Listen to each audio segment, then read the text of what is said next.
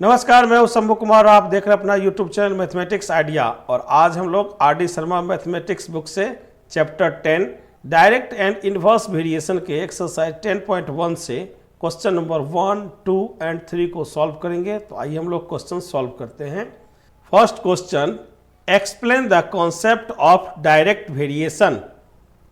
First question है explain the concept of direct variation. Answer हमारा होगा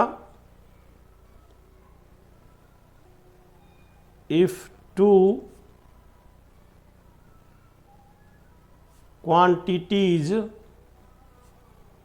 ए and B vary with each other in such a manner that the ratio A by B remains constant and is positive,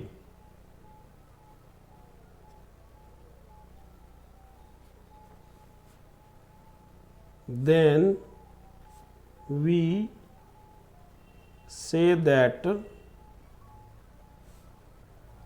A and B vary directly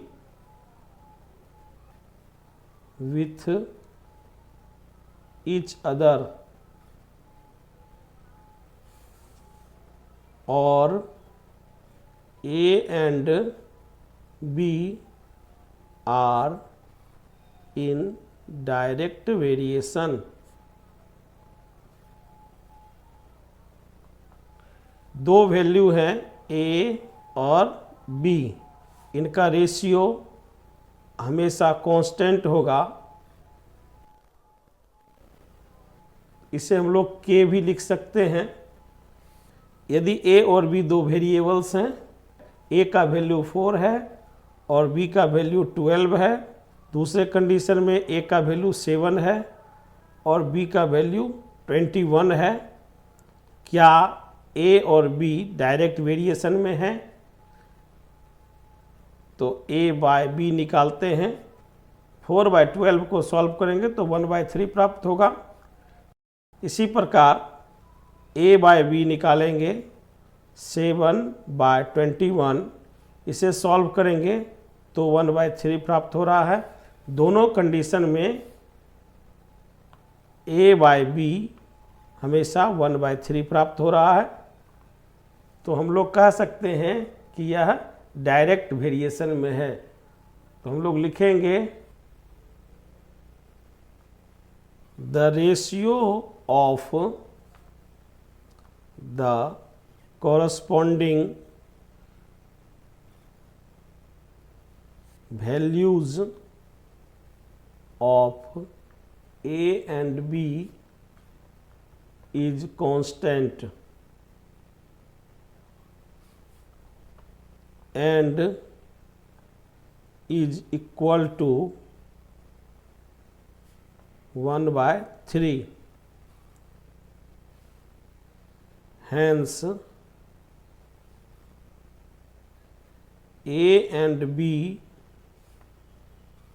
are in direct variation।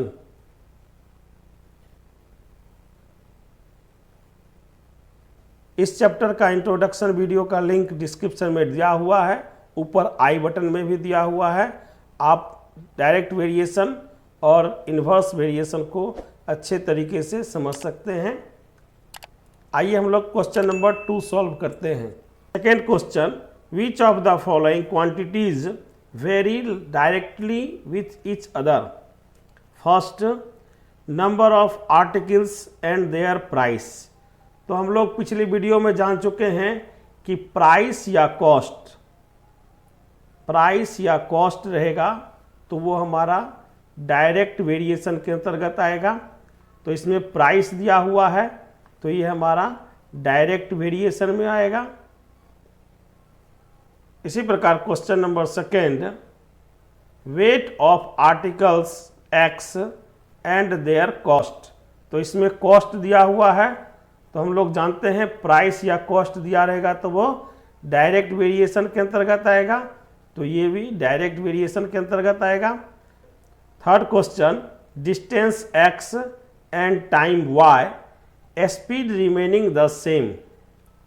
पिछली video में हम लोगों ने जाना है कि time and work का जो क्वेश्चन होगा वह इन्वर्स वेरिएशन के अंतर्गत आएगा। टाइम एंड वर्क का जो क्वेश्चन होगा वह इन्वर्स वेरिएशन के अंतर्गत आएगा, तो यह हमारा इन्वर्स वेरिएशन के अंतर्गत आएगा। फोर्थ क्वेश्चन है, wages Y and the number of hours X of work. तो यहाँ वेजेज जो होगा वह रुपीज में होगा, तो यहाँ ये कॉस्ट के अंतर्गत आ रहा है, कॉस्ट या प्राइस के अंतर्गत आ रहा है, तो ये डायरेक्ट वेरिएशन के अंतर्गत आएगा। फिफ्थ क्वेश्चन है, speed X and time Y, distance cover remaining the same. तो ये टाइम एंड वर्क का क्वेश्चन आ रहा है, ये इन्वर्स वेरिएशन के अंतर्गत आएगा। छठा question, area of a land X and its cost Y. तो यहाँ कॉस्ट दिया हुआ है, यहाँ कॉस्ट दिया हुआ है, तो हम लोग जानते हैं कि जब प्राइस या कॉस्ट दिया रहे तो वह डायरेक्ट वेरिएशन के अंतर्गत आता है। मैं करता हूँ कि आप ये क्वेश्चन अच्छी तरीके से समझ चुके हैं। अब हम लोग क्वेश्चन नंबर 3 सॉल्व करते हैं। Third question, in which of the following tables X and Y vary directly. First question है, ए की वैल्यूज है 7, 9, 13, 21, 25। बी की वैल्यूज है 7 के लिए 21, 9 के लिए 27, 13 के लिए 39, 21 के लिए 63, 25 के लिए 75। आइए हम लोग क्वेश्चन सॉल्व करते हैं। तो ये डायरेक्ट वेरिएशन के अंतर्गत हम लोगों को चेक करना है। तो हम लोग जानते हैं कि a बाई बी की वैल्यू जो होगी वो हमेशा कांस्टेंट होगी, तो हम लोग a बाई बी की वैल्यू निकालते हैं। 7/21 सॉल्व करेंगे तो 7 से 7 1 टाइम्स में कट जाएगा और 3 टाइम्स में 21, तो a बाई बी की वैल्यू 1/3 प्राप्त हो रही है। इसी प्रकार 9/27 को सॉल्व करेंगे तो 1/3 प्राप्त होगा। 13/39 को सॉल्व करेंगे तो 1/3 प्राप्त होगा। इसी प्रकार 21/63 को सॉल्व करेंगे तो 1/3 प्राप्त होगा। 25/75 को सॉल्व करेंगे तो 1/3 प्राप्त होगा। तो हम लोग देखते हैं कि a बाई बी की वैल्यू 1/3 प्राप्त हो रहा है, तो लिखेंगे 10 the ratio of the corresponding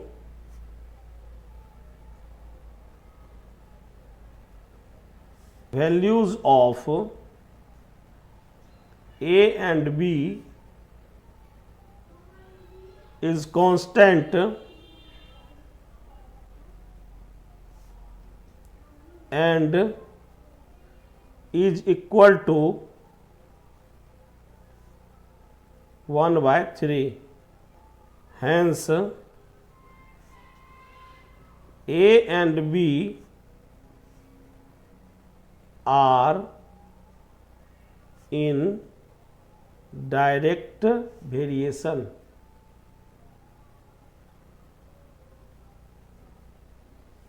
question number 3 का सेकेंड क्वेश्चन में ए की वैल्यूज हैं 10, 20, 30, 40, 46। करस्पॉन्डिंग बी की वैल्यू हैं 10 के लिए 5, 20 के लिए 10, 30 के लिए 15, 40 के लिए 20 और 46 के लिए 23। तो हमें डायरेक्ट वेरिएशन चेक करना है, तो हमें सभी का रेशियो ज्ञात करना होगा a बाय बी। तो 10 ए की वैल्यूज है 10 और बी की वैल्यूज है 5। सॉल्व करेंगे तो 2/1 प्राप्त होगा। इसी प्रकार 20/10 को सॉल्व करेंगे तो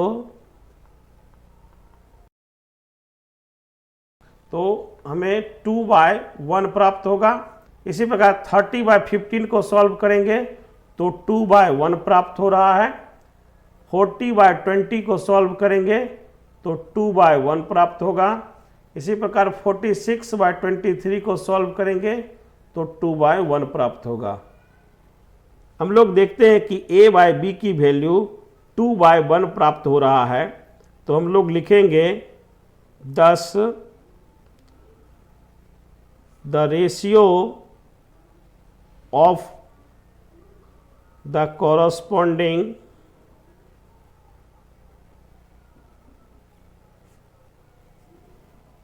values, thus the ratio of the corresponding values of A and B is constant and is equal to 2/1. Hence A and B are in direct variation.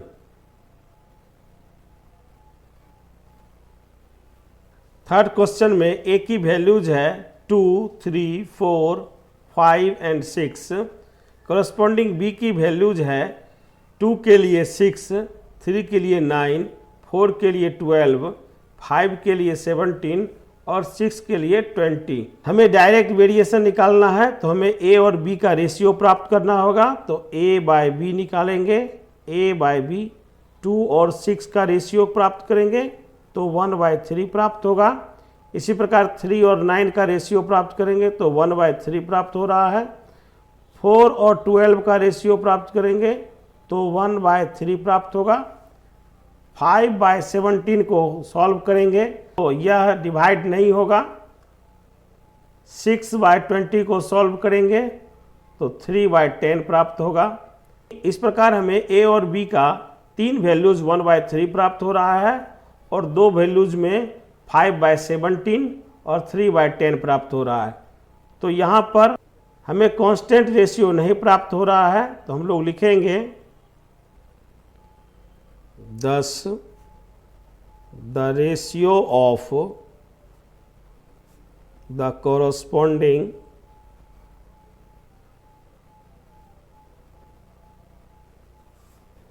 values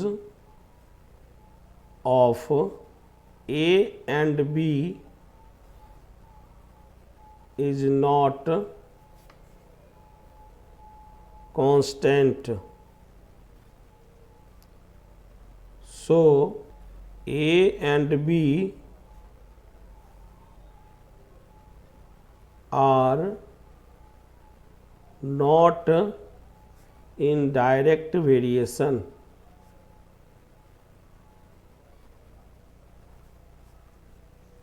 fourth question में ए की वैल्यूज हैं 1 square, 2 square, 3 square, 4 square, 5 square और B की values हैं 1 cube, 2 cube, 3 cube, 4 cube and 5 cube.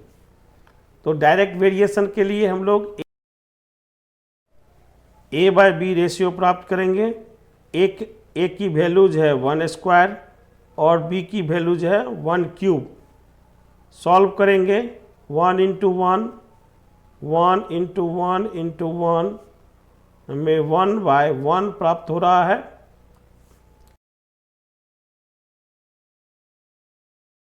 इस प्रकार दूसरे की वैल्यू प्राप्त करेंगे तो 2 स्क्वायर और 2 क्यूब। सॉल्व करेंगे 2 स्क्वायर बाय 2 स्क्वायर इंटू 2⁻1 2 प्राप्त होगा। इसी प्रकार 3 स्क्वायर और 3 क्यूब को सॉल्व करेंगे तो 1/3 प्राप्त होगा। 4 स्क्वायर और 4 क्यूब को सॉल्व करेंगे तो 1/4 प्राप्त होगा।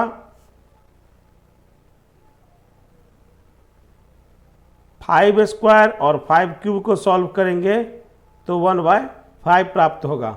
इस प्रकार हमें अलग अलग रेशियो प्राप्त हो रहा है। तो हम लोग लिखेंगे 10 the ratio of the corresponding